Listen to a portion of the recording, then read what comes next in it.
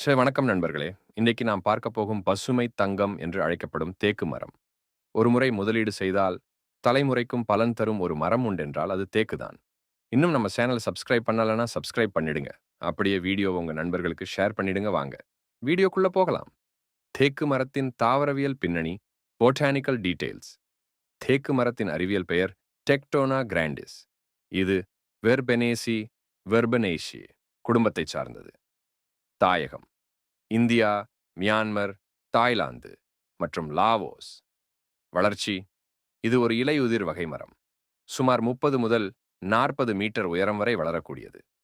இலைகள் அகலமான முட்டை வடிவிலான இலைகள்.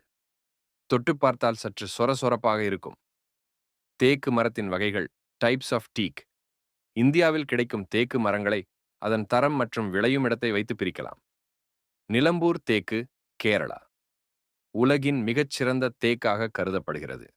இதற்கு புவிசார் குறியீடு GI டேக் உண்டு. சிபி தேக்கு, மத்திய பிரதேசம், அதன் நிறத்திற்கு பெயர் பெற்றது. பர்மா தேக்கு மிகவும் பழமையான மற்றும் தரம் வாய்ந்த மரம். தேக்கு வளர்ப்பதற்கான உகந்த சூழல் கல்டிவேஷன் கண்டிஷன்ஸ்.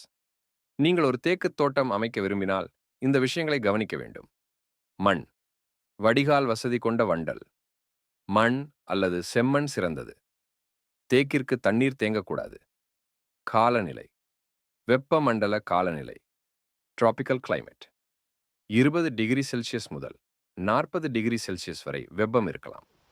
மழைப்பொழிவு: ஆண்டுக்கு 1200 மிமி முதல் 2500 மிமி வரை மழை தேவை.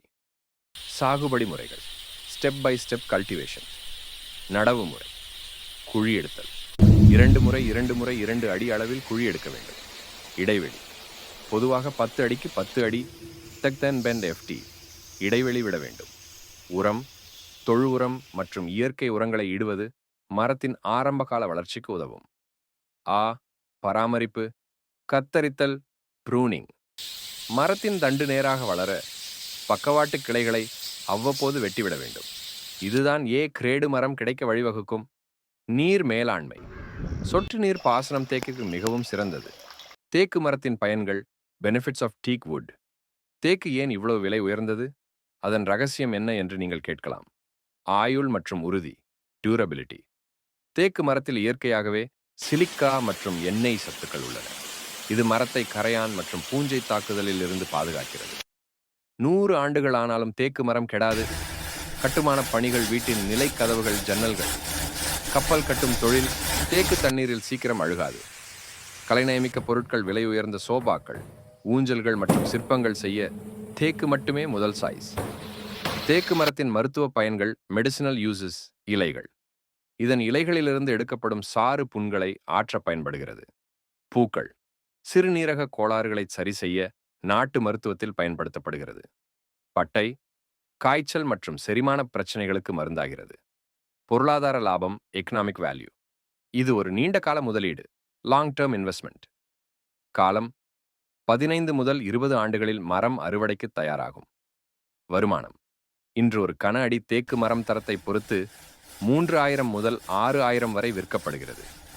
ஒரு ஏக்கரில் 400 மரங்கள் வைத்தால் 20 ஆண்டுகளில் நீங்கள் கோடீஸ்வரர் ஆவது உறுதி. சவால்கள் மற்றும் தீர்வுகள் சேலஞ்சஸ் அண்ட் சொல்யூஷன்ஸ்.